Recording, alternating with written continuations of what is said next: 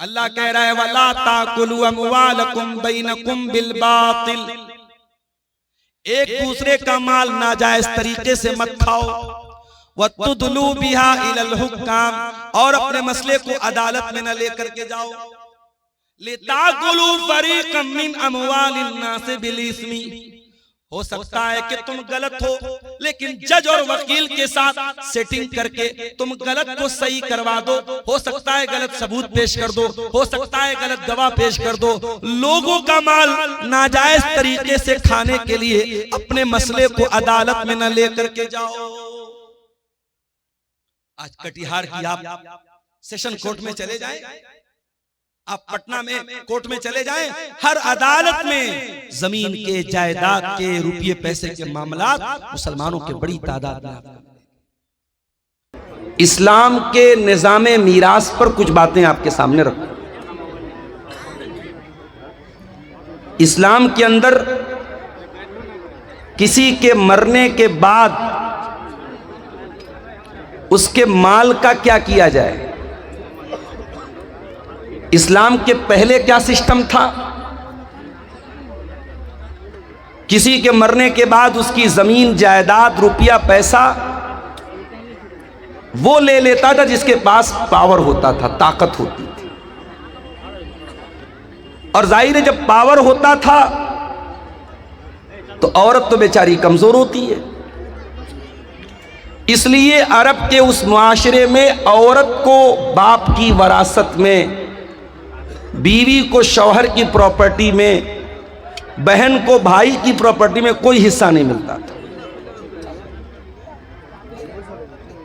इस्लाम ने पूरा एक सिस्टम बनाया। और आप अगर गूगल पे जाकर के टाइप करें इस्लामिक इनहेरिटेंस कैलकुलेटर, कई ऐप्स मौजूद हैं इंटरनेट पर, और आपको सिर्फ इतना डालना है मरने वाला अपने बाद किसको किसको छोड़ के गया। मान लीजिए मरने वाला मरा, उसकी मां जिंदा है, उसका बाप जिंदा है, उसकी बीवी जिंदा है, उसके 3 बेटे हैं, 6 बेटियां हैं। आपके सामने वो कैलकुलेटर ओपन होगा, आप डाल दीजिए पूरा एग्जैक्ट, बीवी को कितना मिलेगा, बेटे को कितना मिलेगा, बेटी को कितना मिलेगा, मां का कितना, बाप का कितना, पूरा एग्जैक्ट आपके सामने आ जाएगा। और बड़ी अजीब बात यह है कि इस्लामिक इनहेरिटेंस या इस्लामी मीरास का जो ये निज़ाम है, ये पूरे कुरान की सिर्फ 3 आयतों के अंदर अल्लाह ताला ने इसको महसूर कर दिया है। कुरान की 3 आयतों में, सूरह निसा की 3 आयतों में अल्लाह ताला ने पूरे इस्लामी निज़ाम मीरास को बयान कर दिया। इससे पहले कि मैं इस्लामी निज़ाम मीरास पर कुछ बात करूं, आइए पहले हम ये देखते हैं कि इस्लाम माल के ताल्लुक से क्या कहता है। भाई आज जितनी भी गड़बड़ी हो रही है वो क्यों हो रही है? क्योंकि इंसान माल से बेहद मोहब्बत करता है। इंसान को दौलत से बहुत प्यार है, और दौलत से जब बहुत ज्यादा इंसान प्यार करता है तो वो भूल जाता है कि हलाल क्या और हराम क्या है। अल्लाह ने फरमाया सूरह आल इमरान के अंदर, ज़ुय्यिना लिन्नासि हुब्बुश शहवाति मिनन निसा वल बनीना वल क़नातीरिल मुक़ंतरति मिनज़ ज़हबि वल फ़िद्दा वल ख़ैलिल मुसव्वमति वल अनआमि वल हर्थि। अल्लाह ताला ने 6 चीजों का नाम लिया।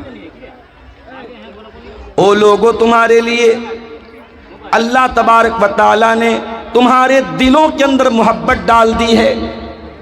मिनन निसा, औरत की मोहब्बत डाल दी है। औरत की मोहब्बत, शादी हुई, इंसान अपनी बीवी से मोहब्बत करता है, बीवी की मोहब्बत डाल दी है। वल बनीन, और अल्लाह ताला ने औलाद की मोहब्बत भी तुम्हारे दिलों में डाल दी है। इंसान अपना नुकसान तो सह सकता है, अपने बच्चों का नुकसान नहीं सहता है। दुनिया में हर इंसान दूसरे इंसान को गिराना चाहेगा, हर इंसान दूसरे इंसान को अपने से कमतर देखना चाहेगा। दुनिया में इकलौता बाप है जो अपने बेटे को अपने से भी ऊंचा देखना चाहता है। वल बनीन, औलाद की मोहब्बत तुम्हारे दिलों के अंदर डाल दी गई। वल क़नातीरिल मुक़ंतरति मिनज़्ज़हबि वल फ़िद्दा, और ऐ मेरे बंदो, अल्लाह ताला ने सोने चांदी की मोहब्बत भी तुम्हारे दिलों के अंदर डाल दी है। रुपये पैसे की मोहब्बत, धन दौलत की मोहब्बत, सोने चांदी की मोहब्बत भी तुम्हारे दिल में डाल दी गई। उसके बाद फरमाया वल खैलिल मुसव्वमती, और अल्लाह ताला ने उन घोड़ों की मोहब्बत भी तुम्हारे दिल के अंदर डाल दी है जो घोड़े बड़े उम्दा होते हैं, जो निशान ज़दा घोड़े होते हैं, जिन घोड़ों के ऊपर निशान लगाया जाता है। अरब में घोड़े की बड़ी वैल्यू थी, और घोड़े में भी जो घोड़ा निशान ज़दा घोड़ा होता था, जिस पर बाकायदा अलामत रहती थी, सिंबल रहता था, उस घोड़े को बड़ा ऊंचा माना जाता था। उस जमाने की सवारी घोड़ा था। आज की सवारी फॉर्च्यूनर है, आज की सवारी स्कॉर्पियो है, आज की सवारी बुलेट है। तो सवारी की मोहब्बत भी इंसान के दिल में डाली। वल अनाम, और अल्लाह ताला ने तुम्हारे दिलों के अंदर चौपायों की मोहब्बत, बैल बकरी गाय भैंस, जिन चौपायों को तुम पालते पोसते, उन चौपायों की मोहब्बत तुम्हारे दिल में डाल दी है। वल हर्थी, और अल्लाह ताला ने खेती बाड़ी करने वाले किसानों के दिल में उनकी खेती बाड़ी की मोहब्बत उनके दिल में डाल दी है। ये 6 चीज़ें हैं जिनकी मोहब्बत अल्लाह ताला ने नेचुरल रखी है। कोई अगर ये कहता है मुझे माल से प्यार नहीं है, कोई कहता है मुझे बीवी से मोहब्बत, औरत से मोहब्बत नहीं है, कोई कहता है औलाद से मोहब्बत नहीं है, झूठ बोलता है वो। ये नेचुरल चीज़ें हैं, इनकी मोहब्बत अल्लाह ताला ने प्राकृतिक रूप से नेचुरली हमारे दिल में डाल दी।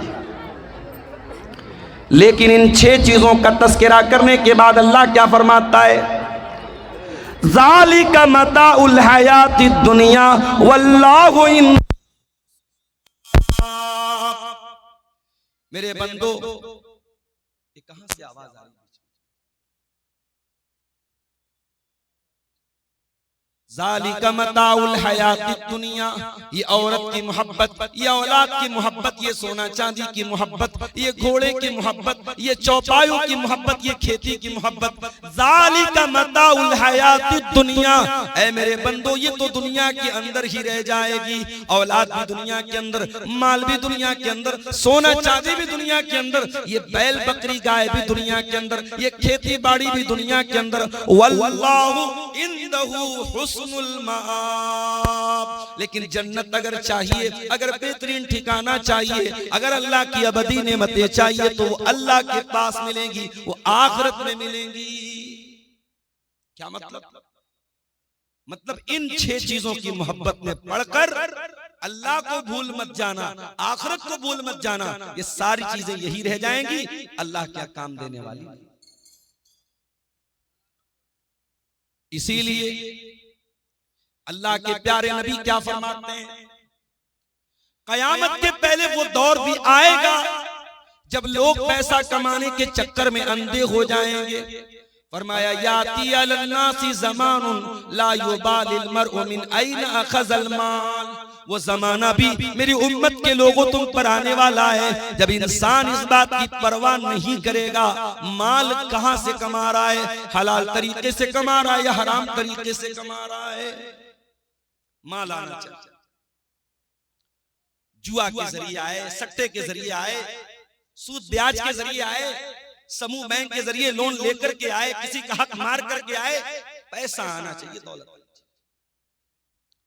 अल्लाह के प्यारे नबी एक दूसरी हदीस में फरमाते हैं लिकुल्लि उम्मतिन फितनतुन व फितनतु उम्मती अलमाल, हर उम्मत का एक फितना होता है और मेरी उम्मत का फितना माल है। माल बहुत बड़ा फितना, और नबी ने पूरी उम्मत के लिए कहा है। इसमें उम्मत के उलमा भी आ गए, इसमें उम्मत के जाहिल लोग भी आ गए, उम्मत के हर तबके के लिए माल फितना है। माल आजमाइश है, माल कमाने के चक्कर में अगर इंसान अल्लाह से नहीं डरेगा, हराम माल भी उसके घर में आ जाए। और आगे बढ़िए, माल आप कमा रहे हैं, अगर आप इस बात की परवाह नहीं करते माल कहां से आ रहा है, और इस बात की भी परवाह नहीं करते कि माल कहां पे लुटा रहे हैं, कहीं ऐसा तो नहीं कि महबूबा के रिचार्ज पर अपना माल लुटा रहे हैं, कहीं ऐसा तो नहीं कि ज़िना के अड्डों पर माल लुटा रहे हैं, कहीं ऐसा तो नहीं कि शराब और ड्रग्स के ऊपर आपका माल बर्बाद हो रहा है। इस माल की कमाई का भी हिसाब देना है और इस माल की आमदनी का भी हिसाब देना है। मैं तो जॉब करता हूं, हर साल इनकम टैक्स भरता हूं, मेरा पैन नंबर जैसे ही सिस्टम में डालो साल भर का पूरा कच्चा चिट्ठा, अब तो हमारी गवर्नमेंट ने आधार के साथ हर चीज को लिंक कर दिया। एक पैसा भी मेरे अकाउंट में कहां से आया, मेरे इनकम टैक्स का जैसे पेज खुलेगा सामने। इंसान का बनाया हुआ सिस्टम इतना मजबूत हो गया, गवर्नमेंट ऑफ इंडिया का बनाया हुआ सिस्टम इतना मजबूत हो गया है, आपके आधार के साथ आपकी जमीन, आपकी जायदाद, आपका खाता, आपके खाते में एक पैसा भी आ रहा है, कहां से आ रहा है, वो सारा रिकॉर्ड मौजूद। अगर इंसान के बनाए हुए सिस्टम के अंदर इतनी बारीक बारीक चीजें पैदा हो सकती हैं, सोचो इंसान को बनाने वाले खालिक का सिस्टम कितना मजबूत होगा, उस अल्लाह का निजाम कितना मजबूत होगा। अल्लाह के प्यारे नबी फरमाते हैं, तिरमिजी की रिवायत है, ला तज़ूलु कदमा इब्न आदम मिन इंद रब्बिही यौमल क़ियामा, इंसान कयामत के दिन अपनी जगह से हिल नहीं पाएगा जब तक 5 सवालों का जवाब न दे दे। पहला सवाल, अन उम्रिही फीमा अफ़ना, मेरे बंदे तूने अपनी जिंदगी को कहां गुजारा। दूसरा सवाल, वअन शबाबिही फीमा अबला, तूने अपनी जवानी को कहां गुजारा। तीसरा सवाल, वअन मालिही मिन अय्न इक्तसबहू, तूने माल कहां से कमाया, तेरी आमदनी का जरिया क्या था, तेरी इनकम का जरिया क्या था। व फीमा अनफका, और चौथा सवाल, तूने माल कहां पर खर्च किया, कहां पर लुटाया। और पांचवा सवाल, व माज़ा अमिला फीमा अलिमा, तूने जो इल्म हासिल किया उस इल्म के ऊपर तूने अमल कितना किया। ये 5 सवाल का जवाब आपको भी देना है, मुझको भी देना है, मौलाना साहब को भी देना है, आलिम को भी देना है, जाहिल को भी देना है, कटिहार शहर के रहने वाले को भी देना है, हसनगंज के देहात में रहने वाले को भी देना, हर इंसान माल कहां से कमाया, हिसाब देना है। इसलिए मेरे प्यारे साथियों, हमारी शरीयत में बार बार ताकीद की गई, हलाल कमाई खाओ। हमारी शरीयत ने हमको सिखाया, हलाल कमाई नहीं खाओगे तुम्हारा रोजा कबूल नहीं होगा, तुम्हारी नमाज कबूल नहीं होगी, तुम्हारी ज़कात कबूल नहीं होगी, तुम्हारा हज कबूल नहीं होगा। आइए वो हदीस भी आपको सुना देता हूं, सही मुस्लिम की रिवायत है।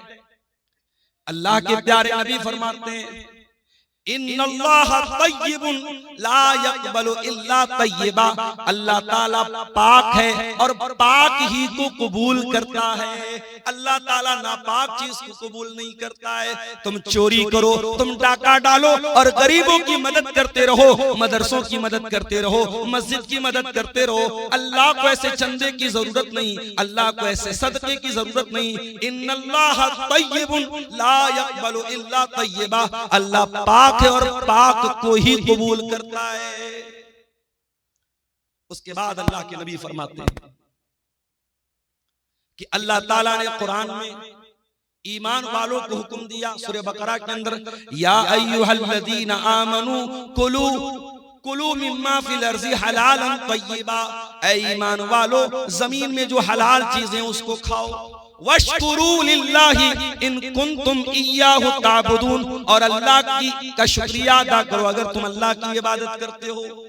ईमान वालों को हलाल कमाई खाने का हुक्म दिया। और कुरान के 18वें पारे में अल्लाह ने अपने रसूलों से फरमाया, या अय्युहर रसूलु कुलू मिनत तय्यिबाति वअमलू सालिहा, ऐ मेरे रसूलो तुम नेक अमल करो और हलाल रोजी खाओ।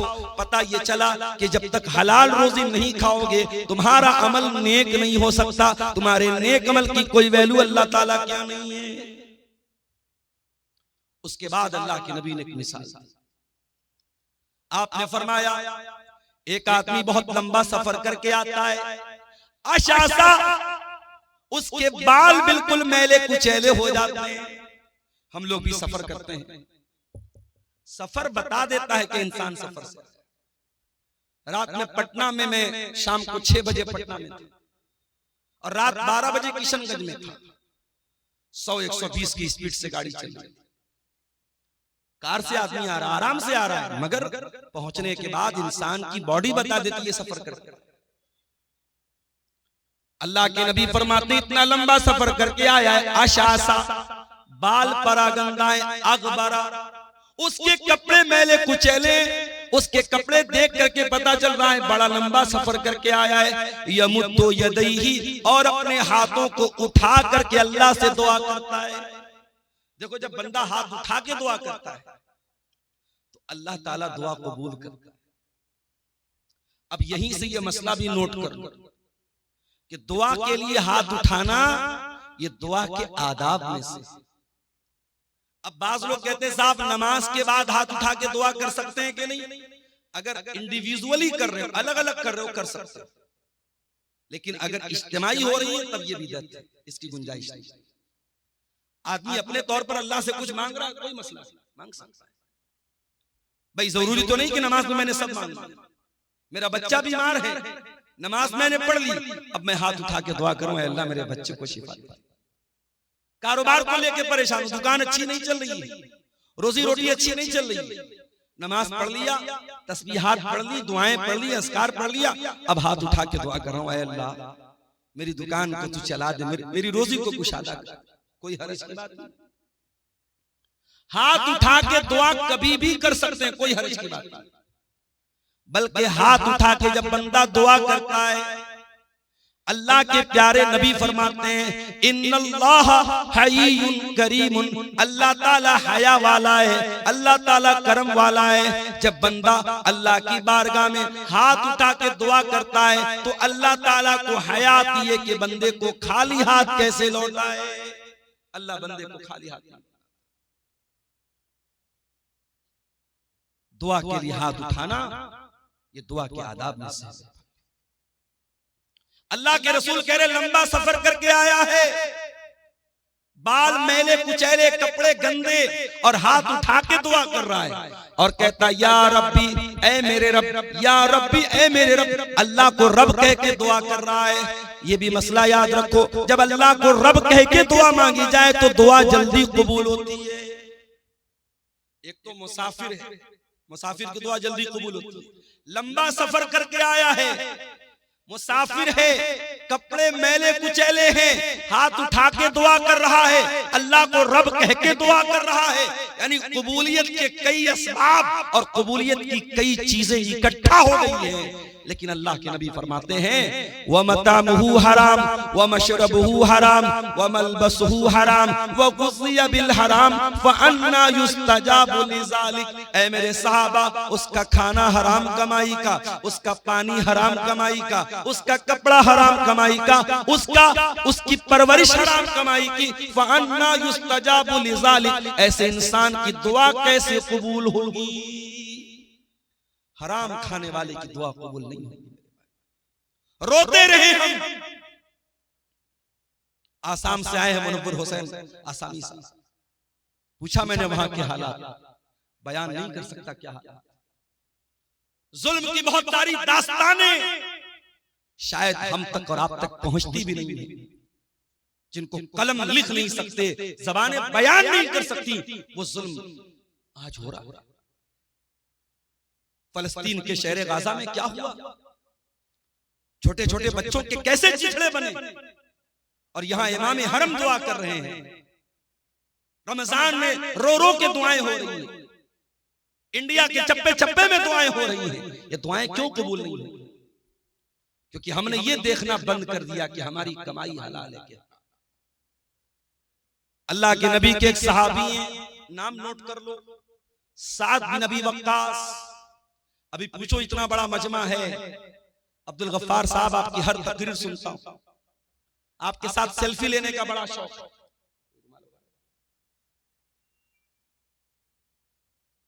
हर तकरीर सुनता हूं, हर जलसे में जाता हूं, अभी पूछ लूं कि वो 10 सहाबा कौन है जिनका नाम लेकर के अल्लाह के रसूल ने जन्नती कहा है, तो मुट्ठी भर लोग होंगे जो सही बता पाए, जबकि बच्चे बच्चे को पता होना चाहिए। 10 सहाबा जन्नती हैं। 4 सहाबा तो वो हैं जिनको हम खुलफाए राशिदीन कहते हैं, अबू बकर, उमर, उस्मान, अली, ये तो 4 हैं। उसके अलावा कौन है?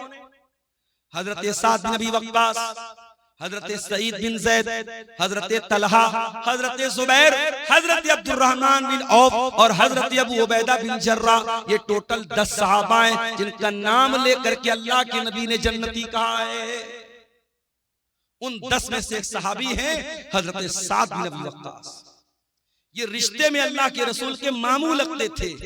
एक जंग में ये तीर चला रहे थे तो अल्लाह के नबी कह रहे थे, मामू जान, मेरे माँ बाप आप पर फिदा हुआ, आप तीर चलाए। इतनी मोहब्बत करते थे अल्लाह के नबी से। साद बिन अबी वक्कास ये बहुत मुस्तजाबुद दावत, ये जो दुआ करते थे इनकी दुआ फौरन कबूल हो जाती थी।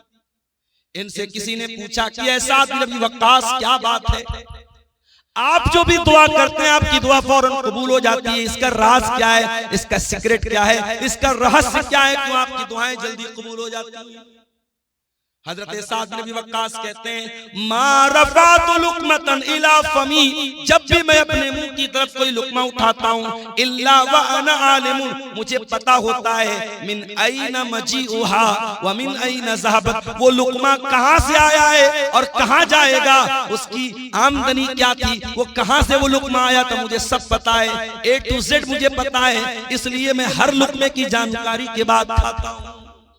अल्लाह, ये थे सहाबा जो एक लुकमा भी अगर मुंह में डालते थे तो इस बात की परवाह करते थे, मैं हलाल तरीके से खा रहा हूं या हराम तरीके से।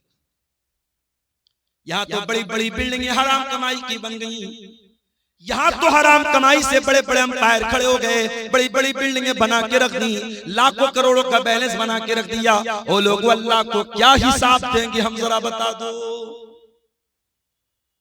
दूसरे का माल नाजायज तरीके से अगर हमने खाया है, अल्लाह को हिसाब देना पड़ेगा। अच्छा एक बात बताओ, आज के इस गए गुजरे दौर में भी हम मस्जिद का एहतराम करते हैं कि नहीं करते? बहुत एहतराम करते हैं।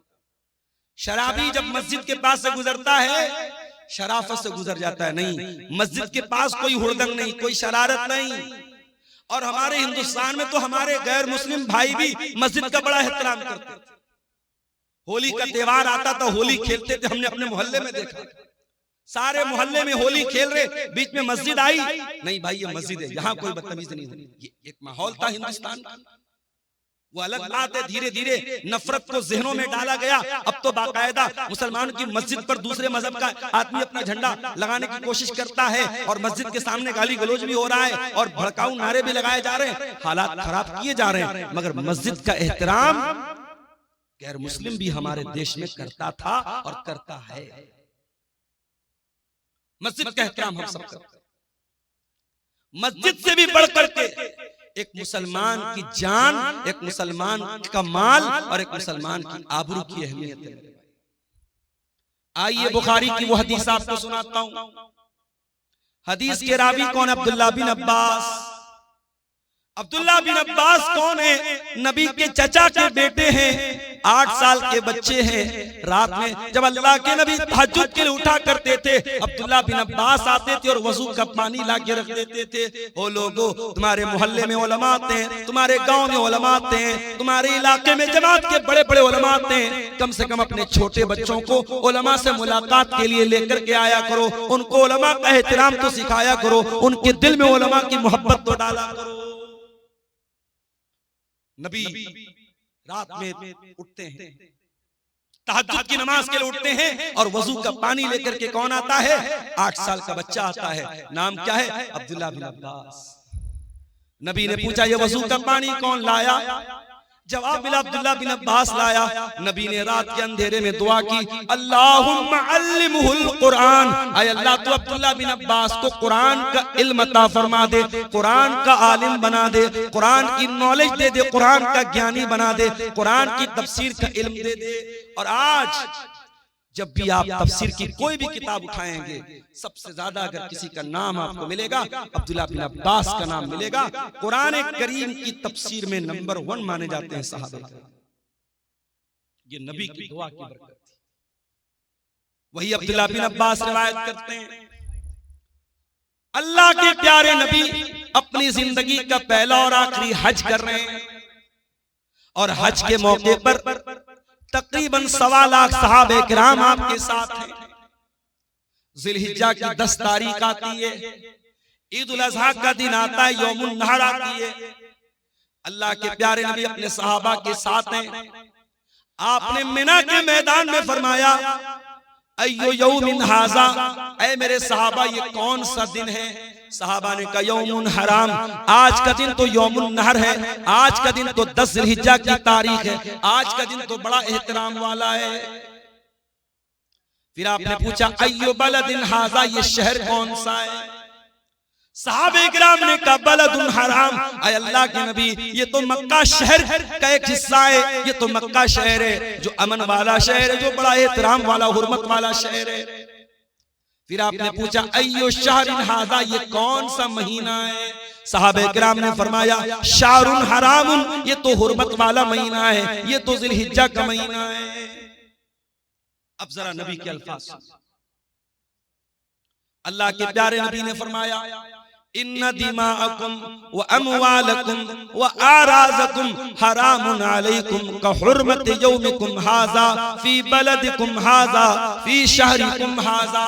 ऐ मुसलमानों, कान खोल करके सुन लो, तुम्हारी जान, तुम्हारा माल और तुम्हारी इज्जत व आबरू एक दूसरे के लिए हराम है। उसी तरीके से जैसे आज का ये दिन हुर्मत वाला है, जैसे ये मक्का शहर हुर्मत वाला है, जैसे ये जिलहिज्जा का महीना हुर्मत वाला है, एक दूसरे की जान और माल का उतना ही एहतराम करो। किसी का माल नाजायज तरीके से लेना आपके लिए जायज नहीं है। और आगे बढ़िए, कुरान का दूसरा पारा उठाइए। अल्लाह फरमाता है वला ताकुलू अमवालकुम बैनकुम बिल बातिल, ऐ मुसलमानों तुम एक दूसरे का माल नाजायज तरीके से, बातिल तरीके से, इनवैलिड तरीके से, अवैध तरीके से न खाया करो। एक दूसरे का माल हराम तरीके से न खाया करो। वह तुदलू बिहा इलल हुक्काम, और अपने मसले को अदालत में ले जाकर के लेताकुलू फरीकम मिन अमवालिन नास बिल इस्मी, लोगों का माल नाजायज तरीके से खाने के लिए अपने मसले को अदालत में न लेके जाओ।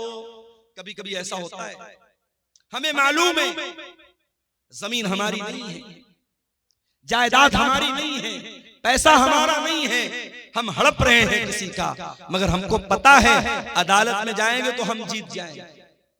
वो किसी ने अदालत की फुल फॉर्म बयान की है ना, आओ दावा करो, लड़ो और तबाह हो जाओ, बिल्कुल सही है। अभी उत्तर प्रदेश में मदरसे का मुकदमा चल रहा है, पता होगा आपको। उत्तर प्रदेश में जितने सरकारी मदरसे थे,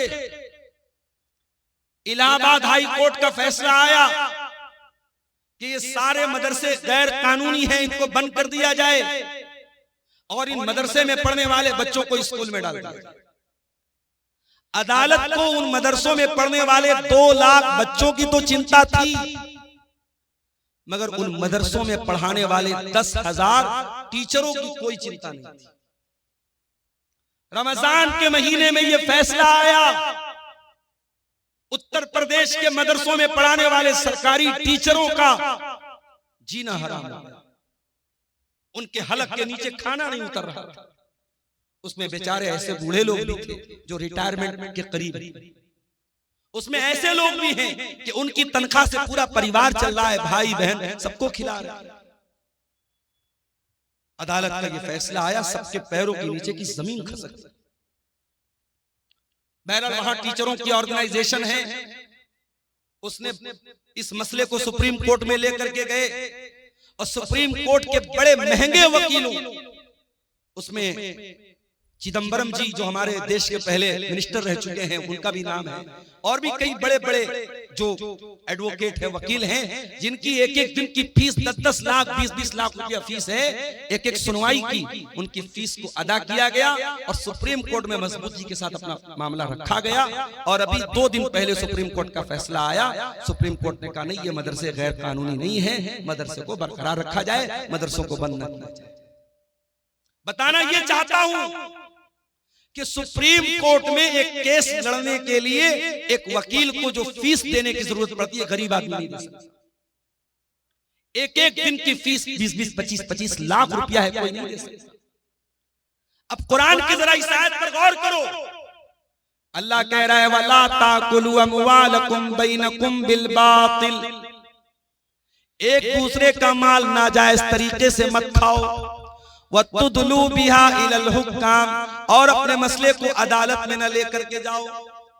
लिताकुलू फरीक़म मिन अमवालिन नास बिल इस्मी, हो सकता है कि तुम गलत हो, लेकिन जज और वकील के साथ सेटिंग करके तुम गलत को सही करवा दो। हो सकता है गलत सबूत पेश कर दो, हो सकता है गलत गवाह पेश कर दो। लोगों का माल नाजायज तरीके से खाने के लिए अपने मसले को अदालत में न लेकर के जाओ।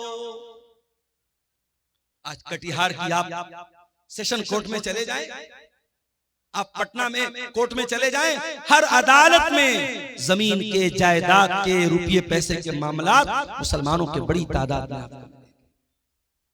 और इंसान को पता होता है मैं गलत हूं, मैं नाजायज जमीन पर कब्जा कर रहा हूं, फिर भी अदालत में जाता है क्योंकि उसको यकीन होता है मैं अदालत की रकम, फीसों, वकीलों की फीस भर करके मैं केस जीतता हूं। कान खोल करके सुन लो मेरे प्यारे साथियों, दुनिया की अदालत के ऊपर भी एक अदालत है, और उस अदालत में कोई वकील नहीं होगा। उस अदालत का जज अल्लाह रब्बुल आलमीन होगा। न वहां रिश्वत चलेगी, न वहां किसी की झूठी गवाही चलेगी। वहां अगर आप झूठ बोलना चाहेंगे, आपका हाथ सच बोल देगा, आपका पैर सच बोल देगा, आपकी चमड़ी सच बोल देगी। अल्लाह कहता है हत्ता इज़ा मा जाऊहा शहीद अलैहिम समऊहुम व अबसारुहुम व जुलूदुहुम बिमा कानू यअमलून। मेरे बंदो, कयामत के दिन तुम्हारे कान भी गवाही देंगे, तुम्हारी आंखें भी गवाही देंगी, तुम्हारी चमड़ी भी गवाही देगी। वक़ालू लिजुलूदिहिम लिमा शहीदतुम अलैना क़ालू अंतक़नल्लाहु अल्लज़ी अंतक़ कुल्ल शै। इंसान अपनी चमड़ी से कहेगा तू कैसे बोल रही है, इंसान की चमड़ी कहेगी अल्लाह ने हमको बोलना सिखाया है, और आज हम तेरे करतूत, तेरे काले करतूत हम खोलेंगे। दुनिया की अदालत से कोई जीत गया तो क्या, अल्लाह की अदालत में कोई झूठ नहीं बोल सकता। हसनगंज की धरती पर, धोकरदा की धरती पर अगर आपने कोई गलत काम किया है, कोई पाप किया है, किसी के साथ नाजायज काम किया है, आपकी ये धरती भी कयामत के दिन गवाही देगी। इज़ा ज़ुलज़िलतिल अर्ज़ु ज़िलज़ालहा व अख़रजतिल अर्ज़ु अस्क़ालहा व क़ालल इंसानु मा लहा यौमइज़िन तुहद्दिसु अख़बारहा। कयामत के दिन ये जमीन भी गवाही देगी, जमीन बोलेगी। अल्लाह की अदालत में कैसे बचे?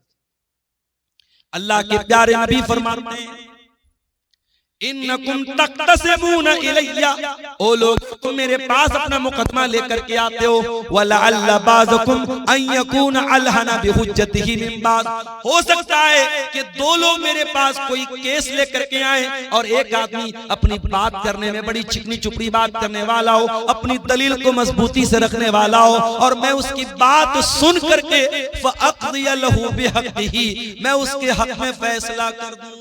ऐसा हो सकता है क्योंकि मैं इंसान हूँ। ओ लोगों, मैं बशर हूँ, मैं इंसान हूँ। हो सकता है कि जो बेचारा हक पर है, जो सही है, उसको बोलना नहीं आता, और जो गलत है वो अपनी जबान की बदौलत, अपनी बातचीत की बदौलत अपनी बात को मनवा ले। अगर ऐसा कभी हो जाए तो अल्लाह के नबी क्या फरमाते हैं, फमन क़ज़ैतु लहू बिहक़्क़ि अख़ीही फ़इन्नमा अक़तअ लहू क़ितअतम मिनन नार।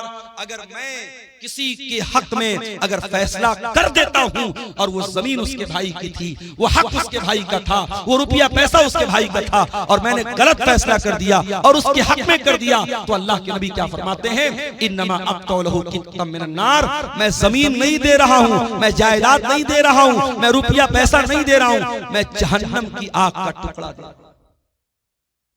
है किसी में